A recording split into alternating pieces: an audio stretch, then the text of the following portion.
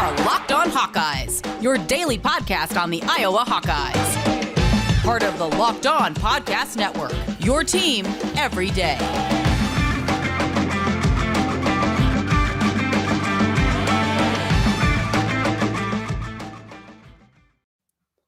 Welcome back, Hawkeye Nation, to another episode of the Locked On Hawkeyes podcast, your daily podcast covering your Iowa Hawkeyes on the Locked On Podcast Network. This is your first episode of the year 2022. I wish you all a great 2022. This is also the final LeShun Daniels post-game recap of the 2021 season. So it's our last episode of LeShun of this season, first episode of the year 2022. We're really excited for this show. I wish it was under better circumstances, but nevertheless, we are here. I also want to thank you for making the Locked On Hawkeyes podcast your first listen every single day. You can find us wherever you get podcast at, and also on YouTube by searching Locked On Hawkeyes. The year 2021 may not have been great for the world, but it was great for the show. We crushed a lot of records, and I really appreciate everyone tuning in every single Monday through Friday. Also, this episode is brought to you by Sonos. Experience the game like never before. Wow, tough to get through that one. Never before with Sonos Arc, the premium smart soundbar for TV, movies, music, gaming, and more. Visit Sonos.com to learn more. All right, let's get into it. LeShun, first, before we get into it, it's a pleasure to have you back. It's been a month since we last chatted. How have you been? How has your family been? How has the holidays been? All that good stuff. Yeah. Thank you. I mean, it's been good. Been just able to spend some pretty good time with family. Thankfully, no one got COVID or anything like that, which has been a blessing. So it's been good. Been able to spend more time with everyone. So that's been fun. And then, with the new year here, it's always exciting for a new year. It's not necessarily a new slate, but it's a new slate, right? And just really looking forward to 2022. That's for sure. I love it, man. And as a soon-to-be father talking to an already father, how is Christmas for you, and how is New Year's? Like, do you actually do anything on New Year's anymore, or do you kind of just go to bed at like 9 p.m. and know you're gonna wake up pretty early? So yeah, New Year's, I don't really I was never a go out that much guy on a New Year's. Yeah, So it's overrated. I was always at the house anyway. So like that didn't really change. Um but Christmas is definitely, I feel like it's way more fun with kids. Like especially like as you're an adult. Because I mean it's almost like as you feel like as you're getting older, you almost feel like that Christmas magic, I guess, in a sense, kind of just go away. But then when you have kids, especially my daughter, since she's 3 years old, like she's able to enjoy like the Christmas festivities with like decorating the tree and opening presents and getting ready for Santa and all that jazz. So which I feel like makes it a lot more fun. That's super cool. I will say, like, my wife and I this year we felt kind of like Scrooges. Like we just like, oh, we got presents for each other. It's all good. Like we put up the decorations, but it just like didn't feel. Just there was like something missing. But I'm Hmm. glad to hear that when the baby comes, we will hopefully get some of that holiday spirit back. I would also Hmm. agree with you. New Year's was never a fun time for me. It's always like every year I'm like something wasn't that fun, so we tried to like correct it the following year, and each year like something else wasn't fun. Like when you're like, we don't like going out, so let's like get all dressed up and drink at the apartment all night. And we're like, well, that was boring too. Let's try something different. And so Hmm. finally this year, my wife and I just went to a distillery for an hour. We played some games, got Hmm. home, watched Criminal Minds, and went to sleep at Yeah. like 9. It was a great New Year's. I woke up Yep. 6 a.m. feeling absolutely phenomenal the following day. But people did not come here to listen to what I did for New Year's. I bet they care a lot more about what you did for New Year's and holidays than I did. But nevertheless, let's get into the football game because that was quite an interesting matchup. We have a lot to cover about this game. Let's work our way backwards. Iowa decides to punt the football on 4th and inches, and there's a lot of controversy kind of going back and forth of what Iowa should have done. You're on your 40. You could have done a quarterback sneak, which most of the year has worked, save for twice, including in this game where there was some interesting things happening, extracurricular activities, it sounds like, before the snap actually happened. Do you punt that ball or do you go for it on 4th and inches at the 40? I I was going for it. No hesitation whatsoever. I mean, I was going for it. Just because, I mean, I felt like at that point in time in the game, I mean, I felt like offensive line had really obviously established some really, really good momentum at that point. Um, the running backs are running really hard with the football. And I mean, it's an inch. I feel like if you can't get, you know, a few inches to win a football game, you probably shouldn't win the football game. That's my philosophy as a guy that is a running back and that comes from an offensive line family. Like it's like, you know, I feel like if you can't get those few inches, like you probably don't deserve to win the football game. And you know, I just felt like we had momentum, some really good momentum at that point, and I feel like punting the ball away um was kind of just like, oh, we're just gonna like lean on the defense, again, and hopefully that they get a stop, instead of just, hey, let's just go out here and let's just win the football game right now. Yeah, it was interesting. I can see where Kirk is coming from. The entire year he has relied on that defense, and in the Mhm. entire year they came through. But something's got to give at some point. That defense cannot hold up forever. And as we saw, they didn't hold up. Wan'Dale Robinson, who is a phenomenal player, a fantastic athlete. Iowa seemingly had some tackling issues on that one play versus Wan'Dale. We get there. We stopped them at the one. I don't know what you want. I mean, I think knowing that they were going to score a touchdown, maybe you would hope that they would have just scored on that Wan'Dale play. But nevertheless, you can't kind of do that kind of stuff. The next play, Iowa stops him in the. I mean, they get a false start. They stop him in the backfield, but they break out of Zach Van Valkenburg's tackle, gets a touchdown. I mean, it was just such a bad couple of plays for the Hawks. Missed tackles has been something we've talked about every single show. They had one of their worst tackling performances of the year yesterday, so very frustrating. Going back to that fourth and inches play, Kentucky was very much ready for that quarterback sneak. They had everyone right there. My thought was maybe you do something a little bit different. Maybe you fake either a fullback dive or a sneak, and you just quick toss and hope Gavin just rams over someone to get a couple inches. What would have been your play call on that? Yeah, I mean, obviously, yeah, they were ready for anything like inside, really from both guards, and right. I mean, they were ready. I mean, there was probably like, 6+ guys like in that area alone, right? So, yeah, I mean, it would have been a tough get for sure. But I don't know, knowing where our strength in the offensive line is, right? Going best on best, at this point in time. But granted, Tyler Linderbaum was out at the time. Mm-hmm. So I also understand, not wanting to go inside, right there at that point in time. But yeah, I mean, you probably could have done, um, a quick toss on the outside, or you could have even. I mean, it's 6 inches, right? I mean, you got a giant quarterback, right? You got an offensive line that's been playing well. You still probably could have sneaked it as well. There was also a play, I think it's an NFL game, might have been last week or a couple weeks ago, where it was like a short yardage play like that.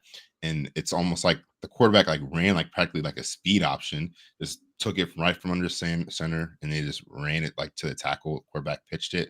It was an easy conversion, like that. So, but You want to run something, a speed anything. option with Spencer Petras, No, my man? it wasn't even with like a athletic quarterback. I think it was with like, I'm trying to think of the team who did it, but it I'm wasn't just with giving you crap. Yeah, no, I just thought that was funny. it wasn't even an athletic quarterback, which what shocked me, as well, right? It was just an opportunity just to make an easy pitch, right, and Yeah. allow a guy to go out on the edge and get some opportunities for some yards. So, but Yeah. really, I mean, I feel like they could have done, virtually anything that they've ran up until this point in the season, and I would have been okay with it at that point in time, on that play, just because, I mean, it was fourth and inches. Anything besides probably an outside zone play, and I would have been okay with.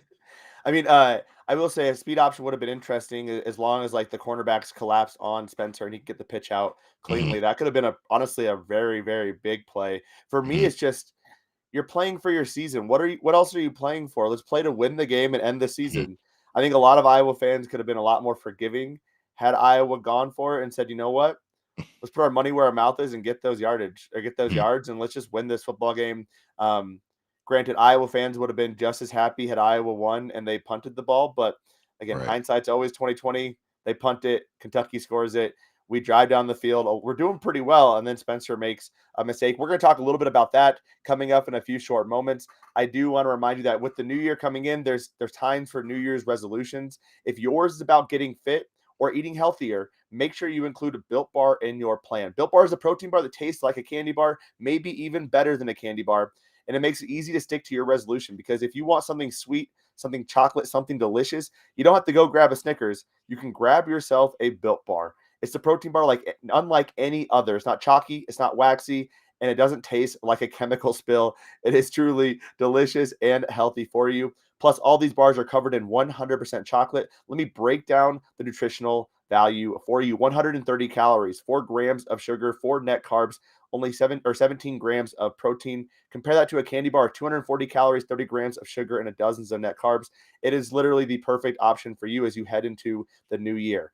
So right now, you're lucky enough to get a great promo code, a little discount from us. If you go to built.com, BUILT.com, use the promo code LOCKED15. That's LOCKED15, and you'll get 15% off your next order. Use the promo code LOCKED15 for 15% off at built.com.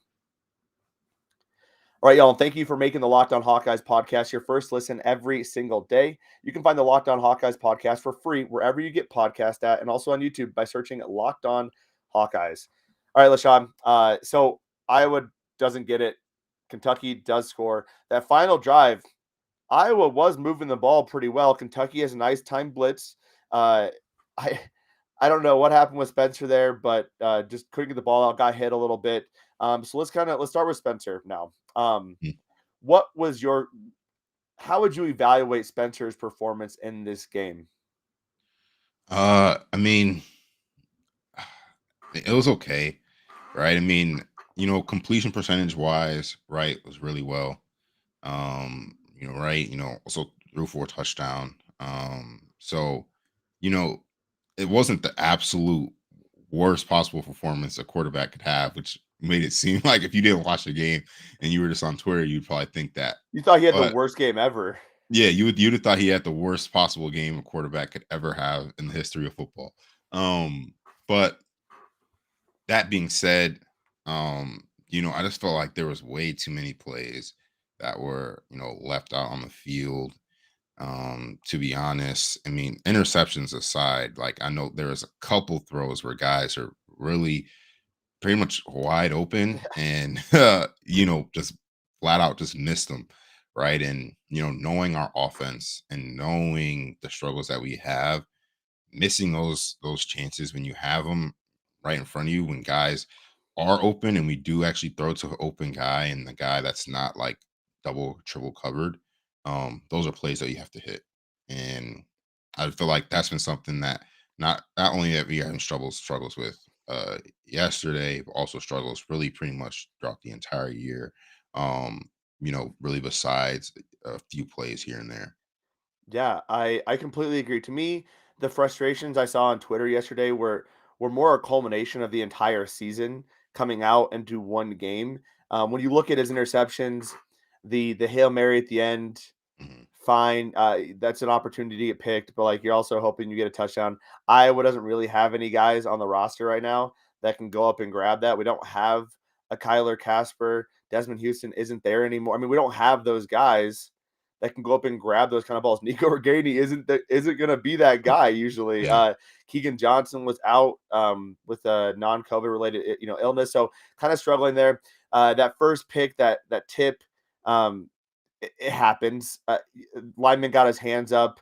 I looked like the ball was honestly going to be inaccurate, but nevertheless, the ball got tipped. And that third interception, probably his worst interception of the day. But you're right; they left a lot of plays on the table, or a lot of opportunities on the table.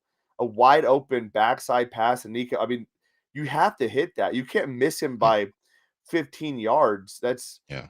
unacceptable. And it's frustrating, I think, for Iowa fans and for me, and I'm assuming you as well. I don't want to just automatically group you in there, but to see Iowa be so close and to feel like you know what the issue is, and also know that it just isn't going to change. It doesn't seem like it's going to change. So I think yesterday was a lot of culmination of that. For any fan out there that is, I do want to say one thing. Please do not tweet at Spencer or be rude or inappropriate about Spencer.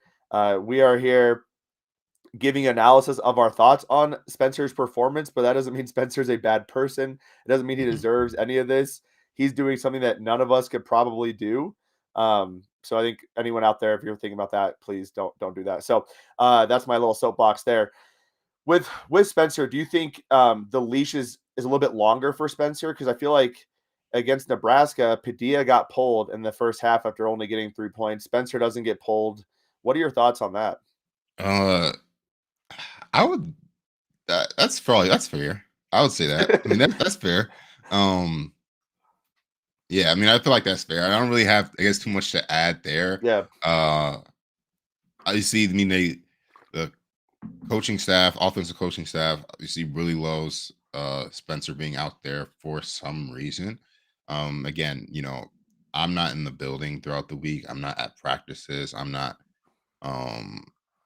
there from the day to day, seeing kind of what went on, in spring ball, preseason, ball camp, and bowl prep. Like, I mean, I wasn't there. So there's some reason why that they really, really like him.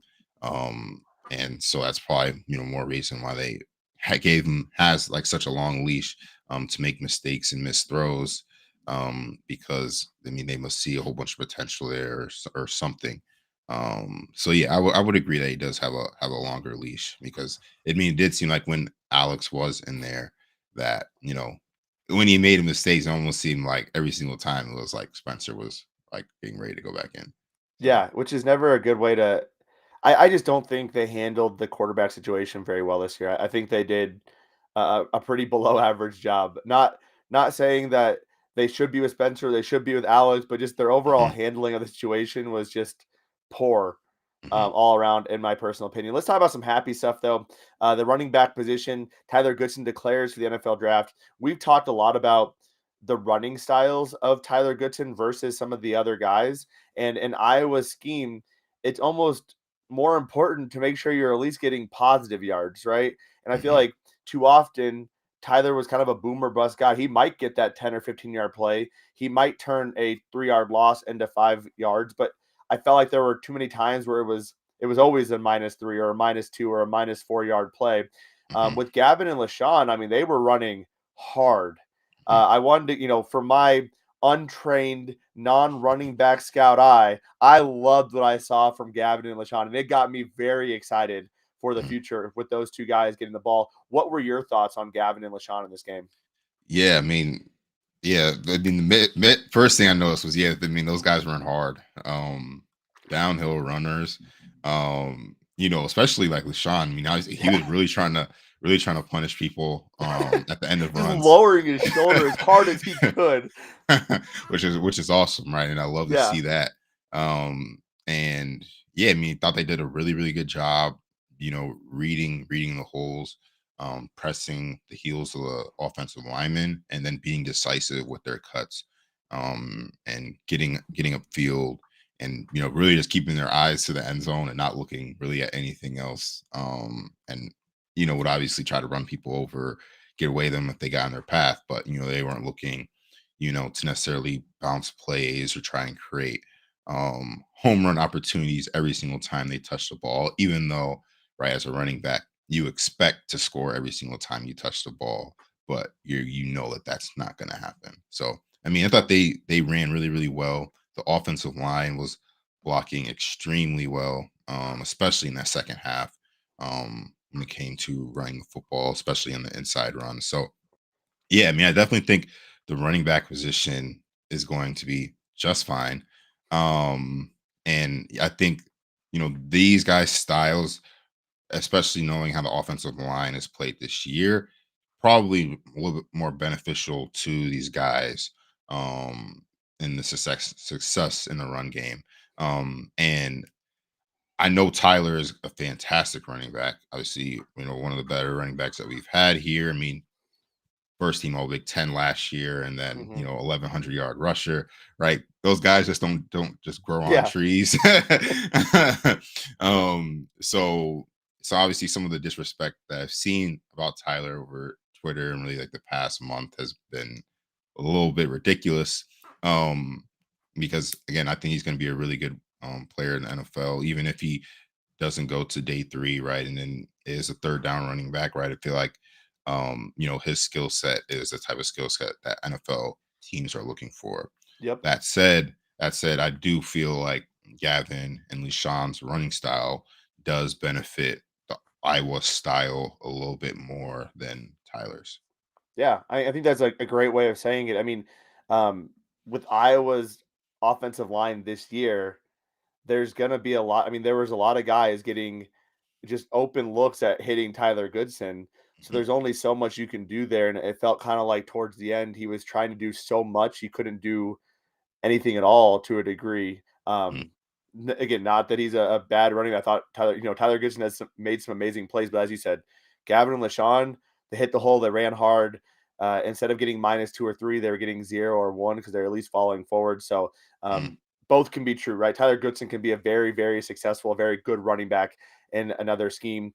Gavin and LeShun probably make the most sense right now. Before we get into more details about this offense and this defense, hey, Hawkeye fans, it is me. It's Andrew Wade with an incredible app everyone who buys gas needs to know about. Get Upside. My listeners are making up to 25 cents for every gallon of gas every time they fill out or fill up. Just download the free Get Upside app in the App Store or Google Play right now. Use the promo code SCORE for college and get a bonus 25 cents per gallon on your first fill up. That's up to 50 cents cash back. Don't pay full price to pump anymore. Get cash back using Get Upside. Just download the app for free and use the promo code SCORE to get up to 50 cents per gallon cash back on your first tank. Some people who drive a lot are making as much as $200 to $300 a month in cash back, and there's no catch. The cash back gets added right to your account. You can cash out anytime to your bank account, PayPal, or an e-gift card for Amazon and other brands. Just download the free Get Upside app and use the promo code SCORE to get up to 50 cents gallon cash back on your first tank today. That's SCORE. So get it in, get Upside, get 50 cents per gallon cash back. LeShun, that sounds like a pretty nice deal to me. I'll take cash back on my gas every single day. Yeah. That sounds pretty freaking awesome to me. So we're talking about the running backs. Wide receivers, I thought overall nothing too crazy to say there. Sam Laporta, I thought had a really good game, made some really nice catches. The offensive line, I thought blocked pretty well. Granted, Kentucky was without their top defensive end, Josh Pascal. But the offensive line, I thought, gave Spencer plenty of time. So I want to turn my attention to the defensive line. Mhm, Uh, is there anything you saw from this defensive line that changed in this game? It felt like they're bringing a few more blitzes that clearly either well disguised or Kentucky just incapable of picking them up because we had a lot of blitzers running free, and I also felt like we got a lot of pressure on stunts. And then Zach Van Valkenburg's had a great day. Between those three mhm. things, Will Levis, we were in the backfield all day. Anything else you saw about that or want to call out? Yeah, no, I mean, first off, I do give credit to Coach Parker for adding blitzes. I feel like he never blitzes, and Yeah, yesterday he was just letting them go, which was awesome. And I think uh Coach KB, I got an opportunity to really work with a lot of these guys and get them a lot more reps in this bowl prep time. And I mean, the stunts did help, but it also, just guys winning one-on-ones on their blocks, which I thought was obviously a big, big part on, getting their quarterback to feel uncomfortable back there and getting pressure and actually, getting sacks and getting tackles for losses, which was obviously huge plays, right? I mean, when you have, 6 sacks on the day and you have, I think, almost 10 tackles for losses. I mean, it means yeah. it really tells you that your D line is really getting after it. So that was great to see. And then, yeah, Zach, obviously having one of his better games as a college athlete, with 2 sacks, 2.5 tackles for losses. It's just fantastic just going out there and, winning his one-on-ones and making plays when you have the opportunities to do so. Yeah, I mean, what a way to go out, right? Hmm. I mean, that is his last game as an Iowa Hawkeye. I would say, you know what, Zach, you did a pretty darn good job in your last game. I think what's really exciting about this defensive line is that the only guy we're losing as of right now is Zach Van Valkenburg, and that is a huge loss. But this is really the first year in the last 4 or 5 years where you could tell that Iowa has had to reload every single year. They've struggled at times, but these guys are going to get a bit older. They're going to get a little bit more knowledge and experience, and this defensive line could be a powerhouse next year and the year after. I also want to quickly call out Dramari Harris. I thought Dramari Harris played a very, very nice game. Only 2 catches allowed on 6 targets for 18 yards. Thought he just played outstanding in this game. When you think about the secondary, it's easy to focus on how good the starters have been. Riley, Matt, Jack, Kayvon, but it's easy to forget about how good the backups have been as well. Dramari is our 4th corner coming into the season, and Dramari held his own against a high-powered Kentucky offense that was one of the best in the SEC. So very impressive from Dramari Harris. Anything else you want to call out on this Iowa defense before we kind of get into some of our questions? Yeah, I mean, Dramari did a fantastic job yesterday. I mean, with really like 2 big plays, back to back there, to really put Iowa in a position to win the football game. So it's been nice to see his development throughout the season.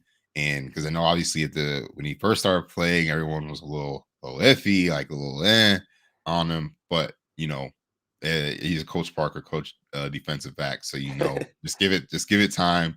And as we've seen, he's just getting better and better. And I'm really looking forward to seeing how he really starts performing next year, and following, and see if he can join that long list of all Big Ten defensive backs coached by Coach Parker. So yeah, I just watched Remember the Titans, and when you said just give it time, it reminded me of Coach Boone's. It's like Novocaine, just give it time, always works. That's like what I thought about it. That's the same way with Phil Parker's secondary, though. Yeah, it just you put guys in, and they just bam turned out to be an all Big Ten player. Like Riley Moss, people were so upset about Riley Moss his freshman year, and now I think people are legitimately so sad that he's probably going to leave because he's put himself in a position to be a drafted cornerback after being a gray shirt. So it's pretty impressive what Phil Parker has done. I want to call out 2 things as we look at the secondary, and the fact that we are probably losing Riley. We definitely losing Matt Hankins. He has no more eligibility. Jack Kerner probably gone as well. I don't know what more you can accomplish at this level for him. That's at least 3 out of our 5 starters. Cooper DeJean in this game did get 5 snaps. Quinn Schulte, the backup free safety, did get 5 snaps. So a couple of guys, Sebastian Castro had 2 snaps at the slot cornerback spot. So there are some younger guys getting some playing time, and guys that people have been very excited about. Plus you add X into that mix. The secondary is going to have its ups and downs next year, but it is going to be a very talented, fun secondary to watch. Yeah. No, I agree. I mean, I think the springtime is going to be a very, very fun time when it comes to competition, and as well as fall camp as well. And, really seeing which guys really decide to step up and embrace the opportunity ahead of them, to be a starter on, Big Ten defense, like Iowa. So it's definitely exciting. And I'm really looking forward to seeing, how that ends up shaping out. Yeah, and I think when you look at this season, Iowa had their schedule is very interesting and conducive to putting together a very good season, but they had there's a lot of younger guys, a lot of guys getting some of their first key reps, and this next year they have a lot of guys returning. There's an opportunity next year, granted a hard schedule for Iowa to put together an even more impressive season. But that leads us into some questions we had from folks who listened to the show. And this is gonna be all quarterback related mostly. So get ready for this. But let's start with maybe not specifically quarterback related. This is from Jared Starkweather. He's actually the best man in my wedding. He's an awesome guy. He said, what is team chemistry within the locker room like? Does it truly not bother players when one unit doesn't perform as well as the other? I'm not talking about fights breaking out, but deep down, I know guys have to be mad about continued poor quarterback play. What are your thoughts on that? Have you ever had you don't probably want to go into the details, but have you ever had a situation like that? And how do you handle it, man? Yeah. So, I mean, you think back to 2014 when I was on the team, and we weren't having nowhere near the type of season, right, that we were hoping to whatsoever. And knowing that we had, kind of CJ sitting in the back pocket, on the team, it was kind of just like, you would hear, rumblings, you know, every other week, every now and again, like, how would we be if this guy was if this guy was starting, so on and so forth. Uh, so I think deep down it does get frustrating on the other side of the ball when one side doesn't really pick it up, right? And then you have the flip side of that when everyone's kind of all in and everyone believes in each other and everyone does know that each side can go out there and play complementary football and win a football game. Then you get a season like 2015, right, where you know, the defense believed in the offense, wholeheartedly. The offense obviously believed in the defense, right? And there was multiple times, throughout that year where, the offense had to pick up the defense, right? I mean, you think about, the Minnesota game or even the Indiana game, right, where offense, had to go out there and make plays. And then you have, defense, right? We're in defense games where you think about the Wisconsin game that year, right, where the defense had to step up and make God, that plays, was an right? ugly game. so like, yeah, I mean, I know that, probably like the worse that you are, the more frustrated the other side of the football definitely gets. I would agree there. But, for the most part, knowing, Iowa and the type of culture that the guys have around each other, it's never really that big of a deal, not at least in my experience. So, I wouldn't really necessarily worry about it too much, especially knowing like how good these guys were this year going to the Big Ten title game and winning the West, right? It probably wasn't that big of a deal, in the grand scheme of things, even though, they may have had discussions like, hey, we just got to step up, right? We just got to play better because, the offense isn't where, the offense would want to be. So we got to pick up their slack. Yeah, that leads into another great question. This one's from Meerkat M3REKAT. I think it's Meerkat. He actually used to write for me. He's also a great dude. He said, "What is the solution to Iowa's offensive woes?" Then, so Mhm. we've talked a lot about the quarterback position. I think there's a couple different facets to this. I want to kind of hear your perspective, and I'll kind of give mine after that. Yeah, I mean, it's tough to gauge, right? I mean, for the most part, I mean, it's easy to say that, like, yeah, um, you know, good quarterback coming into the system would be great to have, right? It'd be awesome to have, a guy who can make all the throws, as well as, be dynamic with his legs and things like that. I think would be great to have. Something that I feel like though might not get talked about as much is I know that as Iowa, right, we typically run this pro style offense and we run, things that require a lot of checks, right? And, a lot of decision making from the quarterback position. I almost feel like, at least in the passing game, right, that these guys, the quarterbacks would benefit from having, a much simpler process, right? Almost making the offense, much easier to run and, putting a lot more responsibilities on maybe some of the skill guys, outside and not necessarily relying as much on the quarterback position, to help the quarterbacks probably play faster, make better decisions. And then also making it feel like the quarterbacks don't have to be perfect on every single play. I feel like it's something that could help the offense, in the future and moving forward. But I mean, yeah, obviously having, a guy who can do all the throws, do all the things, at the quarterback position would be fantastic. But I feel like sometimes you just feel like the offense is just too complicated at times for guys. And wasn't in Coach Brian's system, so I don't know, how it's being run. And so I can't really speak on that. But there are times where, you feel like that the offense could probably be simpler, make the decisions much easier for the quarterbacks. Because I mean, you look at round, college football, you look around Power Five teams. I mean, a lot of these teams, I mean, they got quarterbacks who, I mean, these guys aren't superstars, right? Most of them aren't going to play in the NFL. Most of them won't even, make a practice squad, but they can still feel, decent performances from the quarterback position. And I feel like that's something that we haven't been able to do. And I feel like maybe that's part and, I feel like the complexity in the offense. Yeah, I mean, look at Purdue. and the fact that Aiden O'Connell and Jack Plummer can both look effective, and then Jack leaves because Aiden's too darn effective in Purdue's offense. Mhm. That's just, I mean, Ohio State can just plug and play. Granted, they're getting 5-star quarterbacks, but Right. there's too much. I think we look at Iowa, and I think last year there was a lot of well, Spencer hasn't played, Spencer hasn't done this, but I look across the landscape, and there's freshman quarterbacks everywhere making plays and performing at a average to above average level. And then you hear Alex Padilla say, yeah, this offense is really complex. It takes a year to a year and a half for a quarterback to fully get a grasp of that. Yeah. I think at some point you have to say, maybe we do simplify this thing, because Hmm.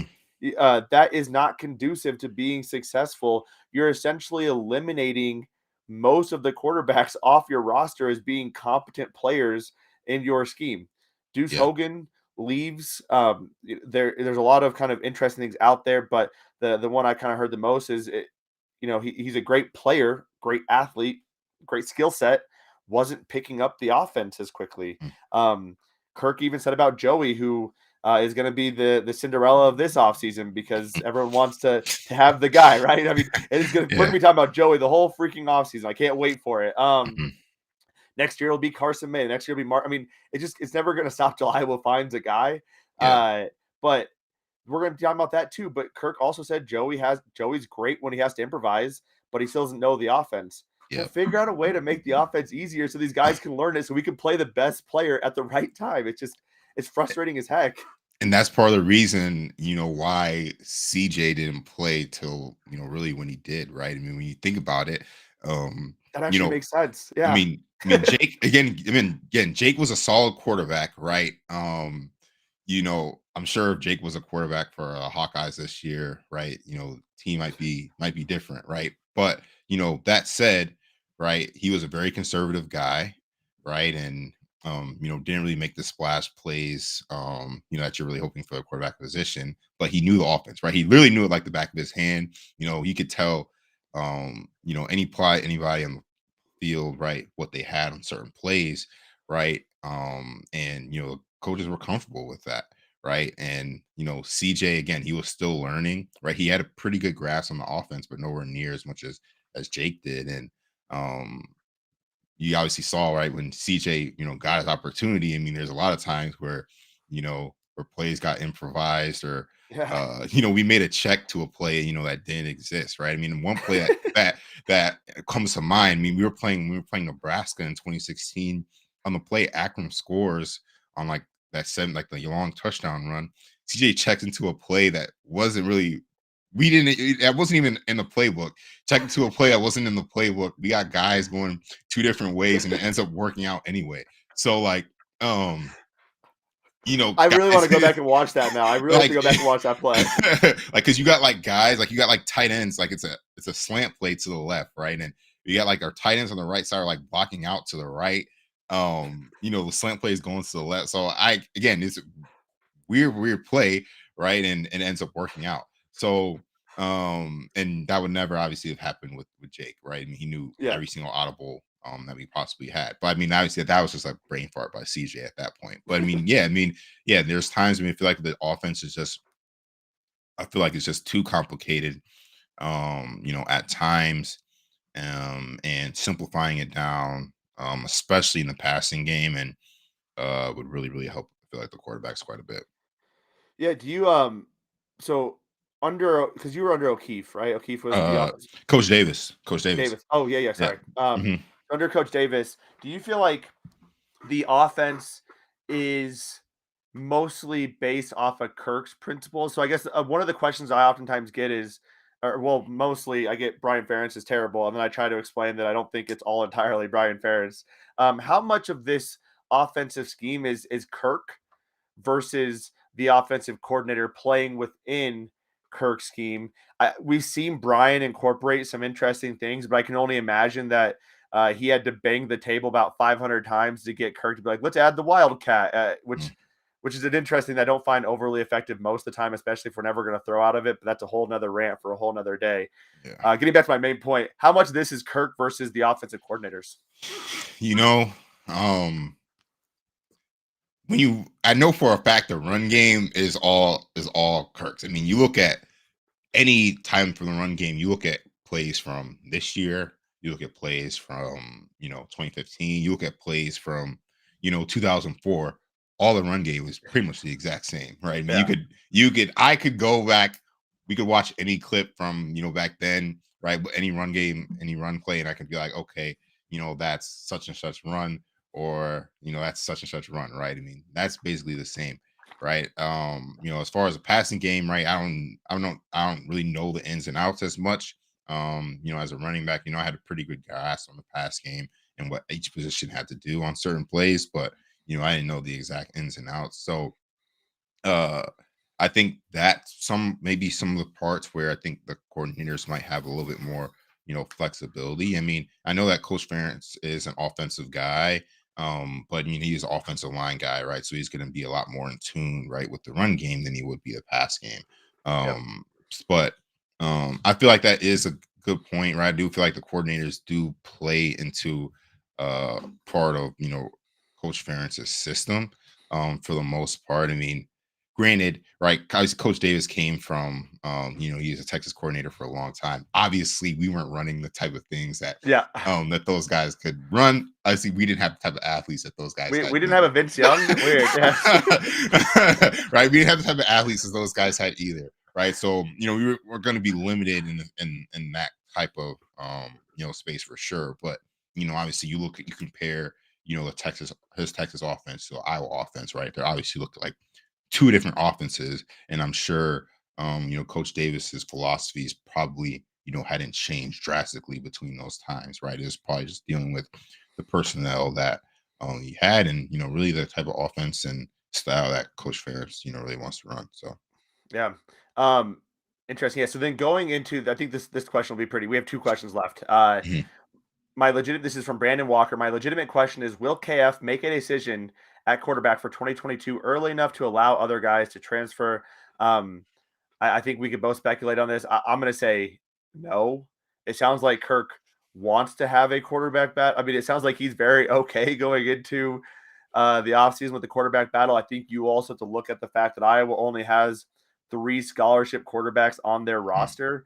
They don't want to go into spring ball with 2 scholarship quarterbacks. I don't think Kirk is going to intentionally hurt a guy's opportunities, but I also don't think he's incapable of being selfish. I think that's for the betterment of the football team. You want all the quarterbacks there. I want to get your thoughts on that.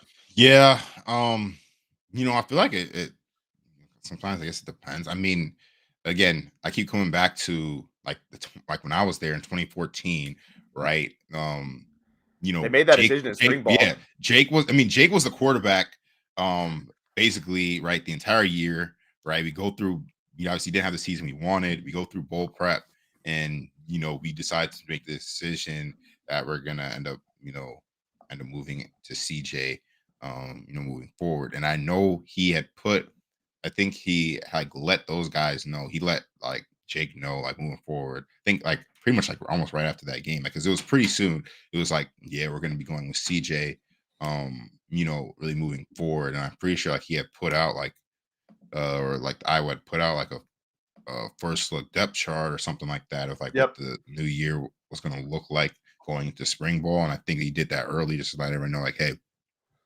CJ's going to be the guy moving forward. And obviously Jake was going to be a senior at that point, so he gave himself time to go ahead and transfer, put his name out there, and lo and behold ended up working his way out to Michigan. But he managed to have an NFL career too. Yeah, and it helped him. Yeah, and I mean it really did. It really did help him have an NFL career, because again, Jake had a fantastic year that last year. At Michigan. So I think it really just depends, how strongly Coach Ferentz and the offensive staff feels about their quarterbacks, moving forward, right? I mean, who knows, right? I mean, they could come out tomorrow and be like, hey, we're going with Joey, right? Moving forward, right? And we'll just deal with the rest later. Which I mean, I'm pretty sure that's not gonna happen. But I know at that point in time they felt really strongly about CJ and his future as Iowa quarterback. And I don't know that they feel that way really with any of the guys right now. So they probably do let it go into the spring, let it be a competition. But I don't know if either of the guys were going to want to deal with that. I mean, obviously it seems like Spencer's kind of he has it really until something says otherwise. So Alex is obviously in a weird spot right now where he might be thinking about, like, am I going to be able to get over this hump of Spencer, who seems to have a longer leash than I do.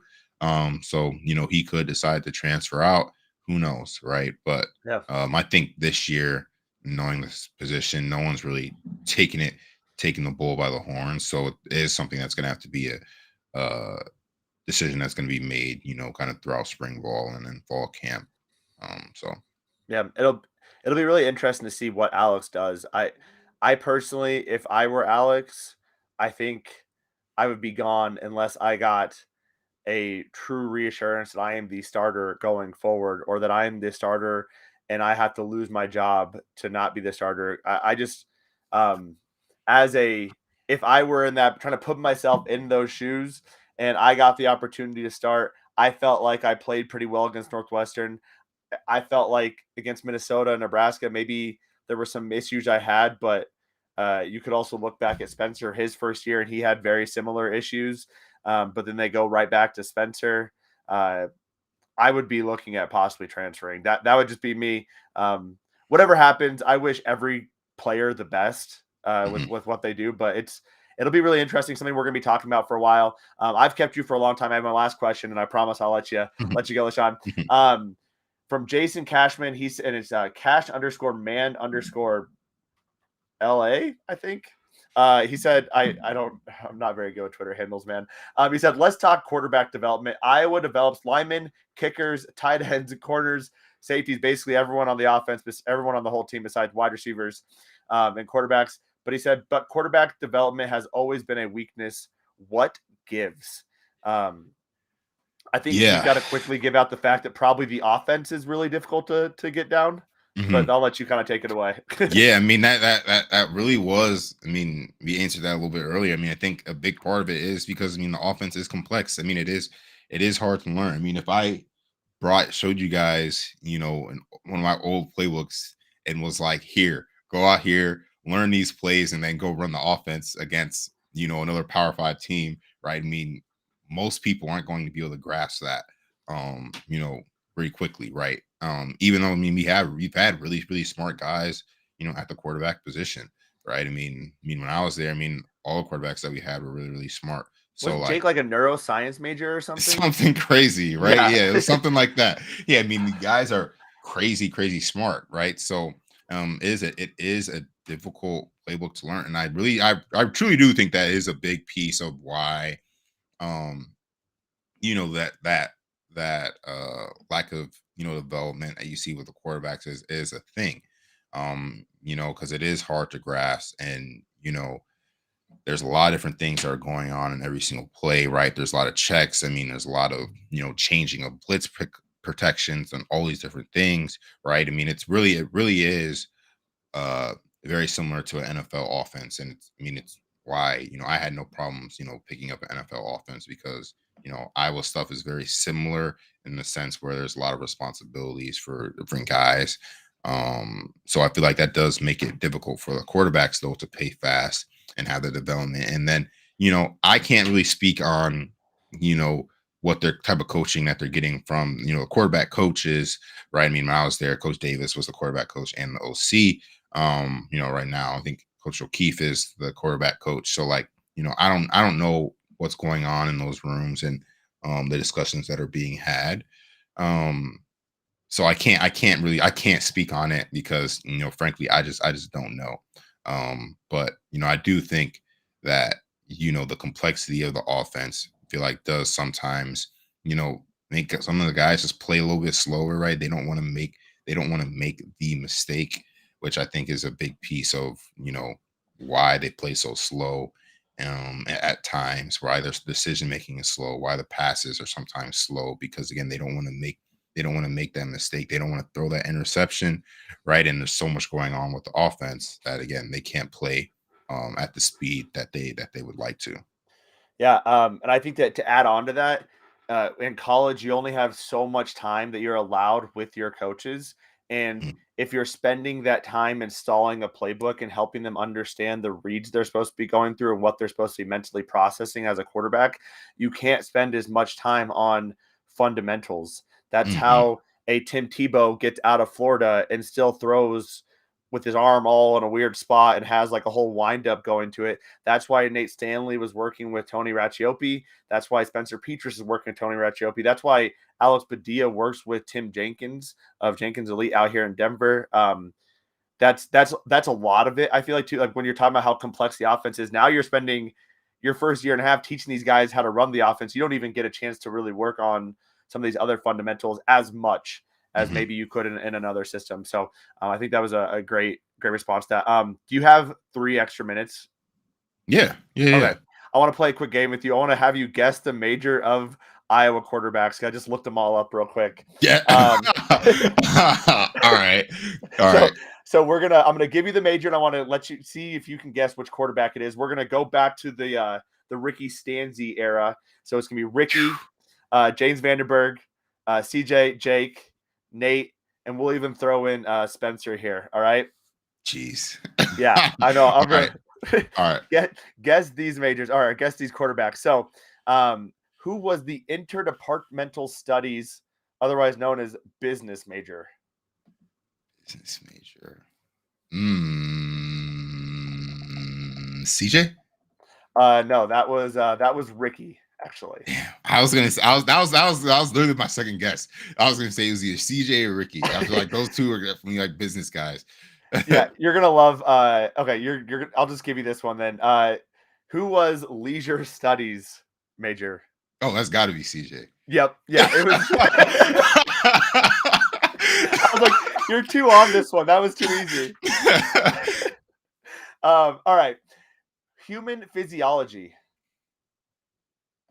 Human phys. Mm,